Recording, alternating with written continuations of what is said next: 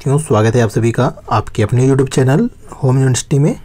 दोस्तों, जैसा कि आप सभी पता है, हम लोग UPT प्लस CSO की तैयारी करवा रहे हैं, जिसमें हम लोगों ने कॉमर्स वाला पार्ट्स जो है आपका स्टार्ट किया है और साथ ही जो आपका कंपल्सरी स्टैटिक्स वाला पोर्शंस है उसको भी हम लोग लेके चल रहे हैं साथ साथ। तो आज हम लोग का जो स्टैटिक्स में टॉपिक चल रहा था वो सेंसस एंड सैम्पलिंग का ही हम लोग डिस्कस कर रहे थे चीज़ों पर, जिसमें हम लोग सेंसस क्या होता है, सैम्पलिंग क्या होता है, ये सारी चीज़ें हम लोग डिस्कस कर चुके थे।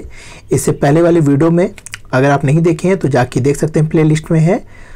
और हम लोगों ने मेथड ऑफ सैम्पलिंग में कुछ चीज़ें समझी थी, जिसमें हम लोग प्रोबेबिलिटी सैम्पलिंग क्या होती है उसको हम लोग समझा था, और नॉन प्रोबेबिलिटी सैम्पलिंग क्या होती है उसको भी समझा था। और प्रोबेबिलिटी सैम्पलिंग में आपका नॉन रिस्ट्रिक्टेड सैम्पलिंग के जो भी मेथड थे हम लोग इस पर डिस्कस कर चुके हैं। आज हम लोग का जो था रिस्ट्रिक्टेड या कह सकते हैं आपका जो प्रतिबंधित देव निर्देशन है, उसमें हम लोग जो चार चीज़ें आपके स्ट्रेटिफाइड, सिस्टमैटिक और मल्टी स्टेट एंड क्लस्टर्स, ये जो मेथड्स हैं इस पे समझेंगे। और साथ ही हम लोग जो आपके नॉन प्रोबेबिलिटी मेथड्स हैं उसको भी आज हम लोग डिस्कस करेंगे। तो चलिए शुरू करते हैं।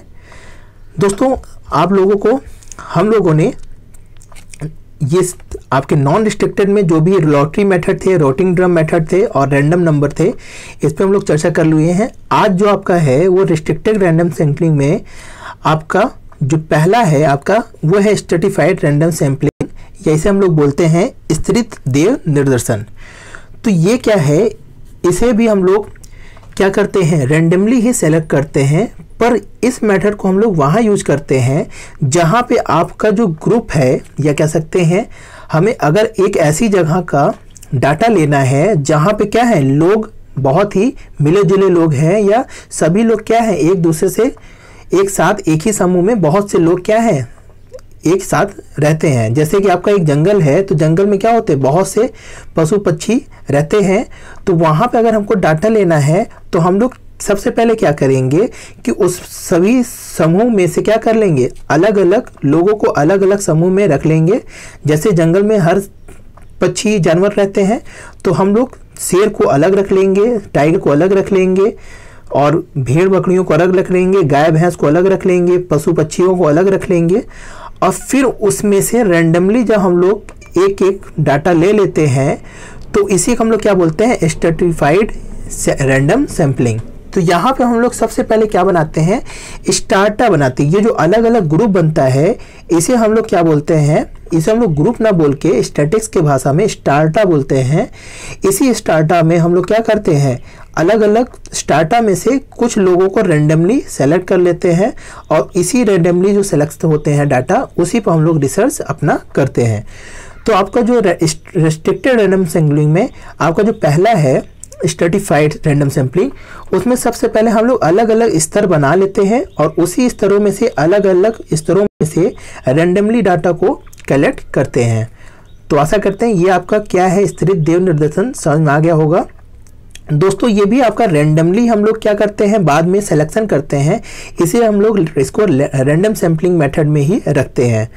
दूसरा अगर हम लोग देख लेते हैं तो ये है आपका सिस्टमैटिक रैंडम सैम्पलिंग। ये क्या होता है ये समझ लीजिए। होता है क्या है दोस्तों कि अभी तक हम लोग क्या कर रहे थे कि अलग अलग क्या करते थे, अलग अलग लोगों को पहले ग्रुप में कन्वर्ट करते थे और फिर उनमें से हम लोग डाटा को लेते थे। बट इसमें क्या करते हैं हम लोग, पहले सबसे पहले हम लोग क्या करते हैं, सिस्टमैटिक वे में लोगों को रख लेते हैं। जैसे कि अगर हम लोग समझे कि अगर हमें किसी कक्षा में से आपको कुछ बच्चों का सिलेक्शन करके उनकी रिपोर्ट देखनी है, तो हम लोग क्या करेंगे कि सभी बच्चों को क्या करेंगे, पहले रोल नंबर से बैठा देंगे, और उसमें से पहले वाले रो में से हम लोग क्या करेंगे, किसी भी एक नंबर्स को रैंडमली सेलेक्ट कर लेंगे। वो आपका किसी भी मेथड से हो सकता है, लॉटरी मेथड से हो सकता है, या आपका जो हमने बताया था ड्रम मेथड, किसी भी मेथड से हम लोग उस 10 बच्चों में से, जैसे कि हमें 50 लोगों के कक्षा में से हमें केवल कितने लोग चाहिए, 5 लोग चाहिए, तो हम लोग क्या करेंगे कि पहले आपको सभी लोगों को सिस्टमैटिक बैठा देंगे रोल नंबर वाइज, कि इनका एक रोल नंबर 2, 3, 4 ऐसे करके 50 लोगों को लाइन से हम लोग बैठा देंगे। फिर उसमें से हम लोग क्या करेंगे, जो आपके पहले 10 लोग हैं उसमें से हम लोग किसी को रेंडमली सेलेक्ट कर लेंगे। जैसे कि यहाँ पे रोल नंबर 6 को हम लोग सेलेक्ट कर लिए, तो उसके बाद हम लोग हर रो में से क्या करेंगे, जैसे यहाँ पे 10-10 का रो था और हमें 5 लोग चाहिए, तो हम लोग इसी फॉर्मूले के थ्रू यहाँ पे रख देंगे। जैसे कि यहाँ I मतलब 6 जो हम लोग ने सेलेक्ट किया, फिर उसमें K मतलब जो अपना हम लोग का कितना कितना का गैप चाहिए या कितने कितने की हमें सीरीज बनाई है, तो वहाँ पे हम लोग 10-10 की सीरीज बनाए हैं, तो हर 10 में ऐड करते चलेंगे। तो हम दूसरे वाला बंदा किसको चुनेंगे जिसका रोल नंबर 16 होगा, फिर तीसरा वाला बंदा किसको चुनेंगे जिसका 26 होगा, फिर चौथा वाला 36 को, और पाँचवें वाले को हम लोग 46वें रोल नंबर वाले को सेलेक्ट कर लेंगे। तो इस तरीके से क्या होता है कि हम लोग पहले सिस्टमैटिक सबको बैठाते हैं और उसमें से पहले वाले सिस्टमैटिक रो में से किसी एक को सेलेक्ट करने के बाद उसी के अकॉर्डिंग हम लोग सभी को सेलेक्ट कर लेते हैं। तो यही आपका क्या होता है, व्यवस्थित देव निर्देशन, या हम लोग इसे बोलते हैं सिस्टमैटिक रैंडम सैम्पलिंग। तो आशा करते हैं ये मेथड भी क्या है समझ में आ गया होगा। अगर नेक्स्ट की हम लोग बात करते हैं तो इसका एक नेक्स्ट पॉइंट है मल्टी स्टेज रैंडम सैम्पलिंग। अब ये क्या होता है इसको समझ लीजिए। होता क्या है कि हम लोग ये बहुस्तरीय देव निर्देशन होता है, यहाँ पे हम लोग बहुत स्तरों में क्या करते हैं, बहुत स्तरों में कन्वर्ट करने के बाद हम लोग डाटा लास्ट वाले स्तर में से कलेक्ट करते हैं। तो यहाँ पे हम लोग क्या करेंगे, सबसे पहले हम लोग क्या करेंगे, एक बड़े समूह में से उसके छोटे किसी स्तर को सेलेक्ट कर लेंगे, फिर उस छोटे स्तर में से किसी एक पार्ट्स को सेलेक्ट कर लेंगे, और फिर उसमें से हम लोग किसी डाटा को कलेक्ट जब करते हैं तो उसी को हम लोग क्या बोलते हैं, मल्टी स्टेज रैंडम सैम्पलिंग। अगर एग्जाम्पल के थ्रू अगर हम लोग समझे तो जैसे हमें अपने देश के महिला विद्यालयों या महिलाओं का पढ़ाई में नॉलेज चेक करना है, तो हम लोग क्या करेंगे कि अपने देश में से सबसे पहले क्या करेंगे, रैंडमली, यानी देश यहाँ पे क्या हो गया, ये आपका पहला स्टेज हो गया या कह सकते हैं पहला स्टेज हो गया। इस देश में से हम लोग कोई स्टेट जैसे यूपी स्टेट को चुन लिए, तो ये क्या हो जाएगा आपका दूसरा स्टेज हो जाएगा। अब इस यूपी में हम लोग बहुत से यूनिवर्सिटी कॉलेज हैं, तो हम लोग किसी यूनिवर्सिटी को हम लोग सेलेक्ट कर लिए और उसमें से हम लोग क्या किए, आपके जितनी महिला थी किसी एक यूनिवर्सिटी में से जितनी भी महिला होंगी उनको हम लोग क्या किए, सेलेक्ट कर लिए, और उसी में उन्हीं यानी कि लड़कियों का क्या हम लोग किए, डाटा कलेक्ट किए और फिर परखे कि लड़कियों का स्तर कैसा है पढ़ाई में। तो ये क्या हो जाएगा, ये आपका कैसा एग्जाम्पल हो जाएगा, आपका मल्टी स्टेज रैंडम सैम्पलिंग। तो यही आपका क्या है, बहुस्तरीय देव निर्देशन है।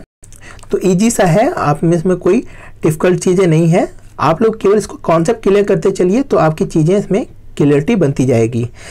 नेक्स्ट अगर हम लोग देखें तो एक होता है क्लस्टर सैम्पलिंग। देखिए क्लस्टर सैम्पलिंग और आपका जो ये पहला सैम्पलिंग था स्ट्रैटिफाइड रैंडम सैम्पलिंग, इसमें कंफ्यूजन ना होइएगा, अभी हम दोनों को क्लियर कर दे रहे हैं। तो ये क्लस्टर सैम्पलिंग होता क्या है कि हम लोग क्या करते हैं कि जो भी आपके डाटा है या कह सकते हैं जो भी हमारे क्या है जिसमें से हमें डाटा लेना है, उसमें से हम लोग क्या करते हैं, सभी को क्या कर लेते हैं, अलग अलग समूह में बांट लेते हैं और हर समूह से में से छोटा छोटा डाटा ले लेते हैं और उसी का हम लोग क्या करते हैं, निरीक्षण करते हैं। तो इसी को हम लोग क्या बोलते हैं, क्लस्टर सैम्पलिंग बोलते हैं। अगर एग्जाम्पल में समझे तो होता क्या है, जैसे कि आपका एक बल्ब फैक्ट्री है, तो उस बल्ब फैक्ट्री में क्या किया जाता है कि हम लोग जैसे कि पर डे आपका जितना भी प्रोडक्शन हो रहा है तो उसमें से कुछ बल्ब क्या कर लेते हैं, हम लोग निकाल लेते हैं और हर दिन के जो बल्ब निकलते हैं उन्हीं का हम लोग क्या करते हैं, जला के टेस्ट करते हैं कि कितने बल्ब कितने घंटे तक आपके चल रहे हैं, कोई फ्यूज तो नहीं हो रहा है। तो इसीलिए हम लोग क्या करते हैं, इसमें हर दिन हम लोग अलग अलग एक छोटा छोटा समूह बना लेते हैं। यहाँ पे देखिए सभी लोग क्या है, एक जैसे ही है, इसमें कोई भी वो नहीं है। तो यहाँ पे हम लोग आपका केवल हर पर डे के हिसाब से अलग अलग समूह बना लेते हैं और उसी में से हम लोग क्या करते हैं, इनका चेक करते हैं या इन्हीं पर हम लोग रिसर्च करते हैं। तो यहाँ पे आपका क्या होता है कि इससे क्या होता है कि हमें पूरे बल्ब का जलाना संभव नहीं है। अगर पूरे बल्ब को चेक करने लगेंगे तब तो प्रोडक्शन ही नहीं हो पाएगा या कह सकते हैं बिजनेस ही नहीं होगा। तो यहाँ पे हम लोग क्या करते हैं, उसी प्रोडक्शन में से कुछ लोग चीज़ों को क्या कर लेते हैं, आपका समूह बना लेते हैं या क्लस्टर बना लेते हैं और उसी क्लस्टर में से हम लोग क्या करते हैं, रिसर्च अपना करते हैं। बट अगर हम लोग इसमें पहले वाले में देखते थे, क्या करते थे कि आपका एक क्या था, वो बहुत से लोगों का क्या था, ग्रुप था, उसमें से पहले हम लोग अलग अलग ग्रुपों को अलग अलग बनाते थे, या जहाँ पे हम लोग जंगल में से शेरों को अलग कर लिए थे, बकरी को अलग कर लिए थे। पर यहाँ पे क्या है कि यहाँ पे आपका सभी चीज़ें क्या हैं, आपके बल्ब ही हैं, पर ये संभव नहीं है कि हम लोग सभी पर क्या करें, लेके उस पर रिसर्च करें। तो हम लोग अलग अलग प्रोडक्शन लाइंस के अलग अलग बल्ब को ले लेते हैं और उसी बल्ब को हम लोग चेक करके देखते हैं कि कितनी इसकी लाइफ है। तो ये चारों मेथड्स आपको आशा करते हैं क्लियर हो गया होगा। सिंपली सा है, एक बार अगर रिवीजन कर लेते हैं क्विक में, तो स्ट्रैटिफाइड में हम लोग क्या करते हैं, एक ग्रुप होता है या समझ लीजिए एक फैमिली होती है। उस फैमिली में से हम लोग क्या करते हैं, अलग अलग ग्रुप के लोगों को अलग अलग पहले स्टार्टा बना लेते हैं और उसी स्टार्टा में हम लोग किसी को सेलेक्ट करके अपने डाटा को ले लेते हैं और उस पर हम लोग रिसर्च जब करते हैं तो इसी को हम लोग क्या बोलते हैं, स्ट्रैटिफाइड रैंडम सैंपलिंग। दूसरा आपका क्या था, सिस्टमैटिक रैंडम सैंपलिंग। इसमें हम लोग क्या करते हैं, पहले सभी को सिस्टमैटिक वे में रख लेते हैं और उस पहले रो में से या पहले सिस्टमैटिक रो में जो हम लोग पहले डाटा को किसी भी रैंडम रूप से हम लोग सेलेक्ट कर लेते हैं और उसी में से हम लोग क्या करते हैं, पर आपके रो को ऐड करते चले जाते हैं और आपका जितने भी डाटा हमें कलेक्ट करना होता है उसी नंबर्स के अकॉर्डिंग हम लोग ऐड करके नंबर्स को ले लेते हैं और उन्हीं रोल नंबर वाले लोगों को हम लोग क्या कर लेते हैं, सेलेक्ट कर लेते हैं। इसी तरह आपका मल्टी स्टेज क्या होता है, सिंपल सा कि हम लोग बड़े स्तर में से किसी छोटे स्तर को सेलेक्ट कर लेते हैं, फिर उसमें से हम लोग किसी छोटे स्तर को सेलेक्ट कर लेते हैं और अंत में उस छोटे से स्तर में से ही डाटा को लेके अपना रिसर्च करते हैं। तो इसे हम लोग क्या बोलते हैं, मल्टी स्टेज रैंडम सैंपलिंग। जैसे एग्जांपल में हमने बताया था कि जैसे हम लोग भारत में से किसी अपने महिला की नॉलेज को चेक करना है, महिलाओं का, तो हम लोग क्या करेंगे, भारत में से किसी स्टेट को सेलेक्ट कर लेंगे, फिर स्टेट में से जो विश्वविद्यालय हैं उसमें से किसी एक विश्वविद्यालय को सेलेक्ट कर लेंगे और उस विश्वविद्यालय में से जो महिलाएं हैं उनका रिजल्ट हम लोग लेके जब रिसर्च करेंगे तो उसी को हम लोग क्या बोलेंगे, मल्टी स्टेज रैंडम सैंपलिंग।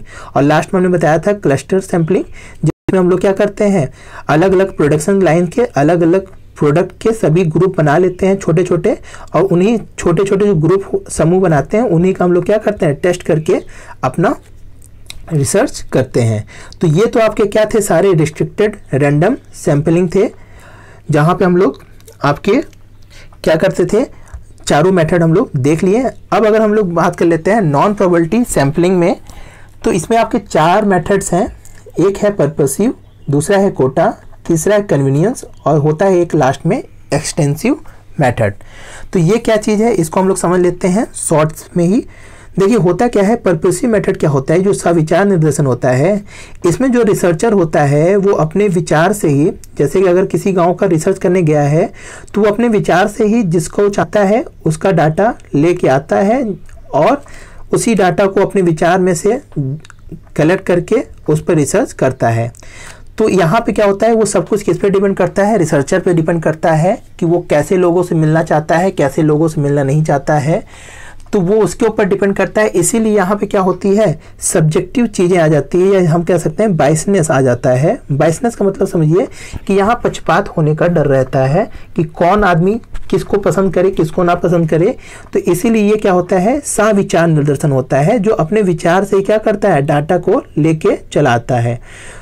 फिर दूसरा आपका जो है कोटा, या इसे अभ्यंतर निर्देशन जो बोलते हैं। तो इसमें होता क्या है कि हम लोग जो भी एरिया में से डाटा हमको कलेक्ट करना होता है तो उस एरिया में हमको लोग क्या करते हैं, सभी एरिया को डिवाइड कर देते हैं और सभी एरिया में किसी न किसी को नियुक्त कर देते हैं और सभी को टारगेट दे देते हैं या कोटा दे देते हैं कि तुम इस एरिया में से 10 लोगों को चुनोगे, तुम इस एरिया में से 10 लोगों को चुनोगे और तुम इस एरिया में से 10 लोगों को चुनोगे। उन पर जो भी डाटा कलेक्ट करना होगा उनसे डाटा कलेक्ट करके ले आओगे। जैसा कि अगर इसके एग्जांपल की हम लोग बात करें तो जैसे आपका एग्जिट पोल होता है तो उसमें क्या होता है, जो उनके करस्पॉन्डेंट होते हैं वो क्या करते हैं, हर एरिया में जाते हैं और 10 में से 5 लड़कियों के या महिलाओं के या 10 पुरुषों के वोट का जो उन्होंने दिया है जिस पर उनकी संभावना होती है वो अपना बताते हैं। तो इसी तरह सभी लोग क्या करते हैं, अपने अपने 10-10 लोग चीज़ों को कलेक्ट करके लाते हैं और सबको जो हम लोग कलेक्ट कर लेते हैं तो उसमें से जो रिजल्ट आता है उसी को हम लोग क्या करते हैं, एनालिसिस करते हैं। तो ये आपका क्या हो जाता है, कोटा निर्देशन हो जाता है। इसमें कोई रैंडमली नहीं होता है, वो जिन लोगों को जाते हैं अपने विचार से सेलेक्ट करते हैं, बस उनको एक कोटा निर्धारित पहले से कर दिया जाता है कि आपको 10 लोगों को सेलेक्ट करना ही है। तो इसीलिए इसे हम लोग कोटा निर्देशन बोलते हैं। फिर आपका नेक्स्ट है कन्वीनियंस, या हम लोग इसे बोलते हैं सुविधा अनुसार निर्देशन। ये क्या होता है कि ये भी आपका सब्जेक्टिव होता है या कह सकते हैं बाइसनेसफुल होते हैं। तो रिसर्चर जिनको अपने सुविधा अनुसार उचित समझता है, या जैसे कि आप लोग समझिए कि आपको रेलवे का कोई रिसर्च करना है तो आप क्या करें, पूरे आपके 16 जोन्स जो भी हैं रेलवे के, वो आप 16 जोन में ना जाके अपने बगल जो भी जोन्स है उसी में जाके क्या किए, डाटा को कलेक्ट करके चले आए और उसी पर क्या कर दिए, रिसर्च अपना कर दिए। तो वो क्या हुआ, आपके कन्वीनियंस के हिसाब था, सुविधा अनुसार था कि आप किस जोन में जाना ज़्यादा सुगमता महसूस कर रहे थे। तो ये क्या हो जाता है, आपका कन्वीनियंस के हिसाब से होता है। यहाँ पे भी क्या होता है, आप ही पे डिपेंड करता है या रिसर्चर पे ही डिपेंड करता है कि आप कहाँ पे जाना चाहते हैं, कहाँ नहीं जाना चाहते हैं। जैसे आप लोग अगर जब एसओ हो जाएंगे तो जब आप लोग डाटा कलेक्ट करने जाएंगे तो आपको क्या कहा जाएगा कि इस गांव में जाइए और डाटा को लेके आइए। तो आप क्या करेंगे कि आपके नज़दीक जो भी आपको गांव प्राप्त होगा तो आप क्या करेंगे, उसी गांव में से जाएंगे, डाटा लेके चले आएंगे। ये थोड़ी होगा कि आप लोग पूरे भारत का भ्रमण करने लगेंगे। तो एक एग्जांपल के थ्रू हम बता रहे हैं कि आप अपने सुविधा अनुसार जब डाटा को कलेक्ट करते हैं तो उसी को हम लोग क्या बोलते हैं, कन्वीनियंस या सुविधा अनुसार निर्देशन बोलते हैं। फिर एक होता है एक्सटेंसिव या विस्तृत निर्देशन। ये क्या होता है, तो उसमें क्या होता है कि आप लोग जब हमें क्या करते हैं, बहुत बड़े समग्र में से डाटा को कलेक्ट करना होता है तो जो हमारे लिए क्या होता है, पॉसिबल होता है, उसको हम लोग कलेक्ट कर लेते हैं और जो छूट जाता है उसको हम लोग क्या कर देते हैं, नेग्लेक्ट कर देते हैं। या कह सकते हैं कि जितना हमें पॉसिबल होता है डाटा हम लोग कलेक्ट कर लेते हैं और जितना पॉसिबल नहीं हो पाता हम लोग क्या करते हैं, उतने डाटा को अपना छोड़ के उसको हम लोग डाटा में शामिल नहीं करते हैं। तो ये आपका एक्सटेंसिव या विस्तृत निर्देशन होता है। तो इस तरीके से दोस्तों यहाँ पे हम लोग प्रोबेबिलिटी, नॉन प्रोबेबिलिटी के जितने भी मेथड्स हैं सारे मेथड्स देख लिए हैं। आशा करते हैं सारी चीज़ें आपको क्लियर हो गई होंगी। और अगर इसमें कोई भी डाउट या सवाल है तो आप लोग कमेंट सेक्शन में पूछ सकते हैं। और दोस्तों आज के लिए इतना ही। तो अगर वीडियो अच्छी लगी तो लाइक करिए और वीडियो को ज़्यादा से ज़्यादा शेयर करिए जो भी यूपीपीएससी की तैयारी कर रहे हैं। तो आज के लिए दोस्तों इतना ही। जय हिंद, जय भारत।